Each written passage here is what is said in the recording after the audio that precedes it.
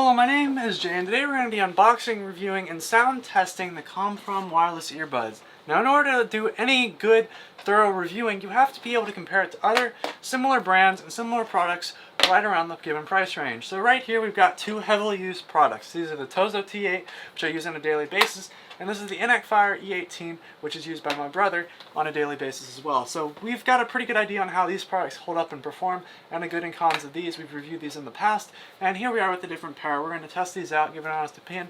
So the Tozo T8 comes in right around 30 bucks. These come in right around, or the Fire E18 come in right around a $50 price range, and these come in right around $36 US. So basically what we're going to do is we're going to compare how they sound, everything like that. So without further ado, let's get into the unboxing of them, and then we'll go through and do a kind of overall feel when we're unboxing, and then we'll go through and sound test them, figure out what they sound like, and then final conclusions at the end, comparing it to these two options as well.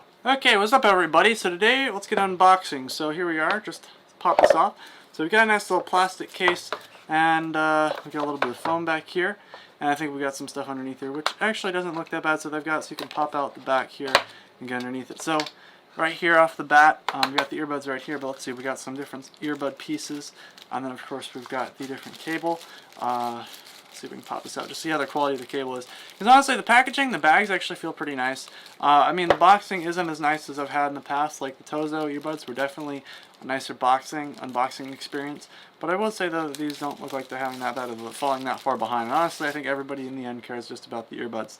So the little charging cable, kind of not. I mean, it's, I guess, a charging cable, you really can't argue. It's on the more cheaper side, but not any problem with that. I mean, it's a charging cable, no one complains. So we've got the nice little email, message them, complaints, all that stuff. A user manual, which wireless earbuds are kind of self-explanatory, you would hope. And let's get unboxing this. So here we are, right off the bat, we've got a nice little top here. We've got a nice little carrying case. And I'm going to do the honors of peeling this off because, wow, I just love to do that. And right off the bat, it does look really, really, really nice. So one of the biggest things I do like is that the Tozo T8, they do have a clip. They have a clip right here, similar, so when you kind of pop that, you kind of can slide these up and get inside your earbuds. And same thing goes on for here. Now, one of the biggest things I will say I do like about this is I think these are magnetic. Oh yeah, they are. So the Tozo T8, my biggest complaint with these is that when you drop these, first of all, this clip comes off, and second of all, they're not magnetic. So basically, what you have sitting in here, it's not really magnetic. I mean, well, to some extent, it probably is a little bit. It really just falls out, and your earbuds go everywhere if you drop it, and it's not really that good of an experience. As you can see here, you pretty much just pop these right here, and you're looking at something that includes a microphone in each piece, but also is magnetic. And I mean, like, pretty much as magnetic as you saw in the Fire E18. Only the other thing to keep in mind is the Fire earbuds coming in at 50 bucks had a really easy to bump off kind of clip right here. There was no clip to make sure. And honestly, I couldn't even see how I could get this off without pushing the button. Like, you have to really push down the button pretty thoroughly. So I don't think the earbuds are coming out of here whatsoever. So let's get on to those earbuds in particular. So I'm going to move these to the side real quick and just talk about the individual earbuds themselves. So first off, number one, these earbuds are very, very well put together. I gotta say that I like the fact that they're very slim and sleek, but they're also very, very high quality feeling. Like we have on the Tozo earbuds, the plastic is kind of questionable, and I would say that, you know, plastic obviously is a little bit less of a higher quality. I like the finish on this, makes this one feel a lot more smoother and higher quality. And the other thing is those earbuds just pop right in without an issue. Meanwhile, you have to kind of really push in the Tozo earbuds, and I think these actually have a lot of issue with not even charging sometimes. So let's just pop these off. You can kind of see the same situation. These, I would say, have some metal and some aluminum accents, which I do like as well, but I do think that these look a little bit more sleeker. I definitely do like the spherical option here. You can see the little outline of the circle, but I do think that maybe we'll have to see what these look like when you start charging them and you see the little blue outline. I think that's what's supposed to be around there. So I think that I have no complaints with there, but as you can see, there's a little difference just comparing them overall.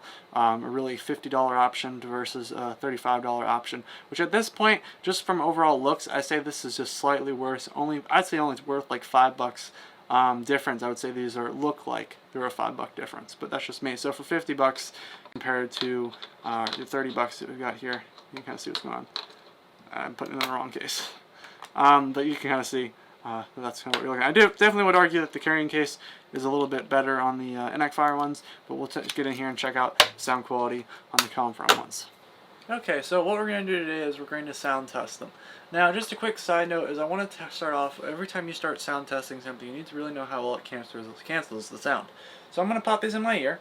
I'm going to make sure they're nice and snug how I would wear them. Really nice fit right there. And basically, just tell you what I hear. So, right out of the blue, I really don't hear snapping my finger. It's a kind of a soft, dull sound that's really not that big of a problem. I really think it would cancel out a lot of the noise and really allow you to focus solely on your music. So let's just play a little bit of music real quick.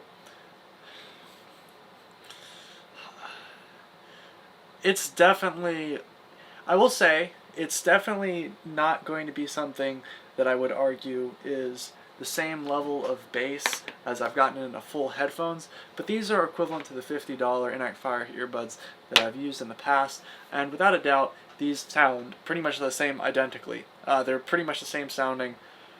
I have no problem with them. They actually sound like this is the highest comparison that we've had, the highest rated thing that I've ever rated on wireless earbuds, and this pretty much sits right next to it. The only downside I could say, the only really big difference I could say, is that this one feels a little cheaper on the side of the case, but that can be remedied by the fact that it includes a clip on here and magnet oriented